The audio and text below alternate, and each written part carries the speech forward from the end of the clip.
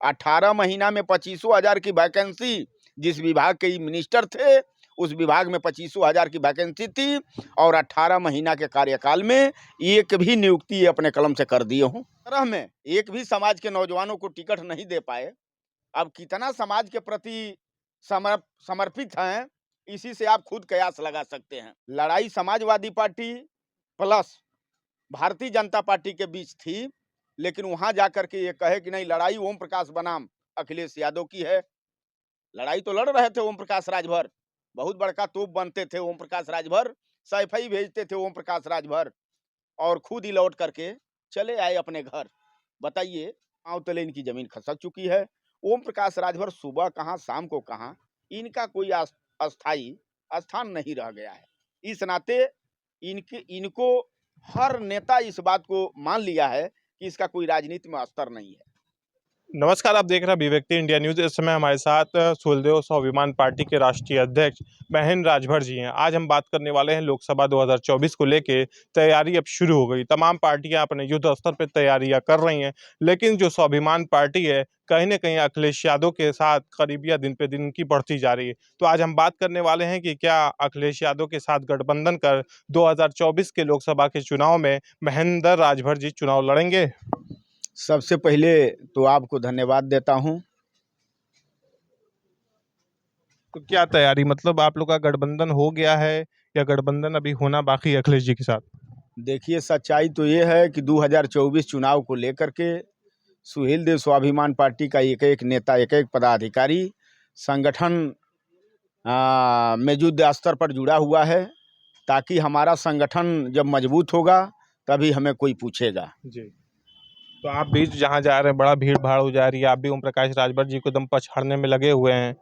कभी आप साथ हुआ करते थे, लगभग 19 सालों से आप लोग का साथ साथ कंधे से कंधा मिला के आपने पार्टी को इस स्तर तक पहुंचाया कि वो 19 सीटें मिली, जिसमें से 6 विधायक आपके जीते हुए थे। उसके बाद आप लोग अलग हो गए। देखिए, ओम प्रकाश राजभर के विधायक सिर्फ वो सिंगल विधायक हैं। जी। जो आपने बात कहा कि ओम प्रकाश राजभर के 6 विधायक हैं, तो सिंगल वो विधायक ओम प्रकाश राजभर जी हैं। बाकी उनके जो विधायक हैं सब पैराशूट के उम्मीदवार विधायक हैं और पैराशूट के उम्मीदवार थे। जी। लेकिन उस समय तो आप साथ में थे, मतलब क्या लग रहा था उस दौरान जो टिकट उकट का वितरण हो रहा था? तो कहीं ना कहीं जो राजभर समाज की बात करते हैं, जो पिछड़ों की बात करते हैं, तो उन्होंने तो उतने लोगों को टिकट नहीं दिया, अपने चुनाव लड़े, अपने लड़कों को चुनाव लड़ाया उन्होंने। देखिए, ओम प्रकाश राजभर का जो आपने जिक्र किया है, ओम प्रकाश राजभर केवल समाज का नाम इस नाते लेते हैं कि समाज के लोग लामबंद होकर के, संगठित होकर के मेरे साथ रहें। वो समाज की लड़ाई नहीं लड़ते हैं। समाज की लड़ाई लड़ते अगर ओम प्रकाश राजभर, तो 22 में गठबंधन में इनको 17 सीट मिला था। 17 में कम से कम 5 राजभर के नौजवानों को ये टिकट देते और चुनाव लड़ा करके प्रदेश के सदन में उनको भेजने का ये काम करते। तो इनका एक केवल जुमलेबाजी है और समाज को इकट्ठा करके केवल सौदाबाजी करने का काम करते हैं। इनके बल पर समाज की लड़ाई नहीं हो सकती। अगर इनके बल पर समाज की लड़ाई का कहीं से संभावना अगर दिखता, तो 18 महीना पिछले सरकार में कैबिनेट में थे, 18 महीना में 25,000 की वैकेंसी, जिस विभाग के मिनिस्टर थे उस विभाग में 25,000 की वैकेंसी थी, और 18 महीना के कार्यकाल में एक भी नियुक्ति अपने कलम से कर दिए हूँ। ये केवल बाहर बोलते हैं कि मैं समाज की लड़ाई लड़ रहा हूँ। हम समाज के हक और हुकूक को दिलाना चाहता हूँ।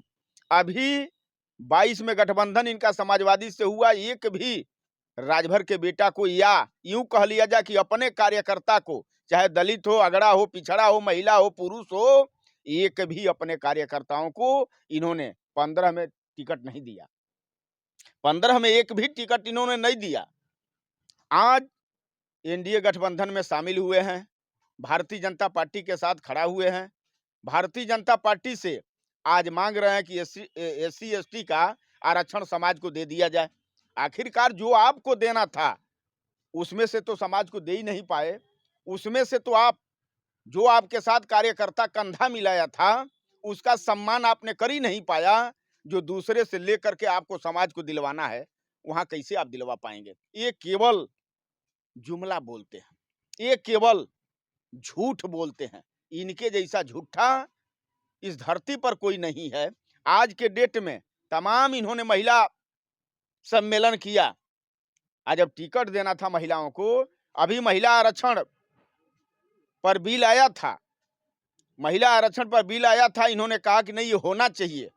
अरे भाई, आप तो जो आपको हिस्सा मिला था, महिला सम्मेलन कर रहे हैं, तो एक भी महिला को आपने टिकट दिया होता है तो न तो कार्यकर्ता और न तो महिला को ये टिकट दे सकते हैं।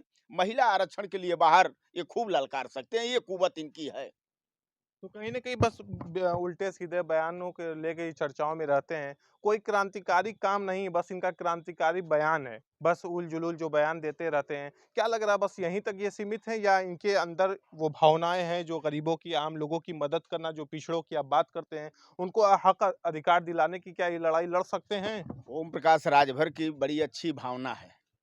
अच्छी भावना है, इसी नाते 20 वरिस में 20 कार्यकर्ता के ऊपर इनका भरोसा नहीं हो पाया, ये इनकी अच्छी भावना है। अब कितना इससे आप कयास आप खुद को लगा सकते हैं कि कितना इनका भावना अपने कार्यकर्ता के प्रति ईमानदार है। अब इसी से आप कयास लगा सकते हैं, या समाज के प्रति कितना ये व्यक्ति समर्पित है।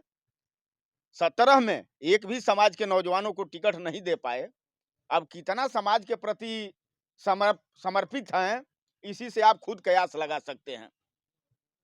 तो 17 में वो मंत्री रहे, करीब 18 महीना मंत्री पद भी रहा। फिर उनको योगी जी को काफ़ी बयान-वयान भी देते हैं, आपके बड़ा साथ भी रहे हैं, 19 साल का लंबा अरसा होता है आप लोग साथ रहे।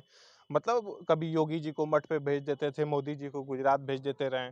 तो सपा में रहे, काफ़ी बयान दे रहे थे। अब भाजपा से गठबंधन कर लिए हैं, अब अखिलेश जी को सैफई भेज रहे थे। तो क्या लगता है ऐसे जो फालतू उल-जुलूल बयान हैं, इनके बयानों से कहीं न कहीं समाज का कोई भला होने वाला नहीं है या भला होगा? नहीं, माननीय अखिलेश जी को, जो समाजवादी पार्टी के राष्ट्रीय अध्यक्ष जी हैं, उनको अभी सैफई भेज रहे थे।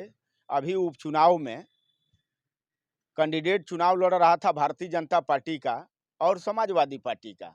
ओम प्रकाश राजभर जैसे ये होता है कि कहीं अगर भोजन बन रहा हो, कहीं बीजन बन रहा हो और कोई भंडारी बीजन बना रहा हो, वहाँ ये आटा पोत करके बरियाई से जा करके अपने आप को साबित करना चाह रहे थे कि असली भंडारी मैं हूँ। लड़ाई Samajwadi party plus Bharatiya Janata party के बीच थी, लेकिन वहाँ जाकर के ये कहे कि नहीं, लड़ाई ओम प्रकाश बनाम अखिलेश यादव की है।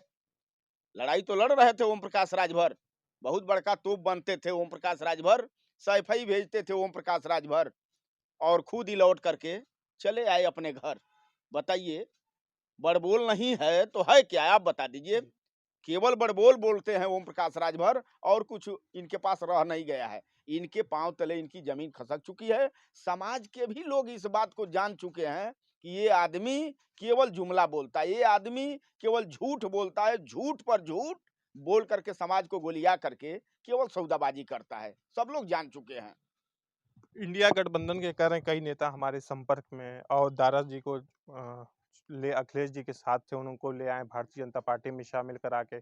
कभी वो विधायक हुआ करते थे, आज पूर्व विधायक हो गए। क्या लग रहा है कि जो दारा जी की राजनीति थी, कहीं न कहीं ओम प्रकाश राजभरी जी ने नैया डुबा दिया क्या?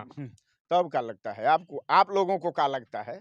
ओम प्रकाश राजभर जी जिसके साथ खड़ा हो जाएंगे, उनकी अपने आप लुटिया डूब जाएगी, वो बच नहीं सकता है। और रहा सवाल जो आपने एक बात कहा कि नहीं, भारतीय जनता पार्टी की जो आपने बात कहा, आज तो ओम प्रकाश राजभर खुद वहां जाकर के घुटना टेके हैं, खुद घुटना टेके हैं।